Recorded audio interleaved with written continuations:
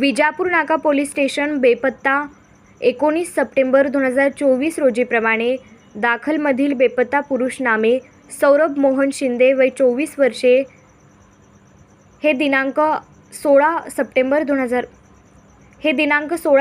2024 रोजी रात्री 8 वाजता पुण्याला जातो असे सांगून निघून गेले व आतापर्यंत घरी परत आले नाही म्हणून अर्जदार मोहन शिंदे वडील यांनी बेपत्ता तक्रारी अर्ज दिला आहे।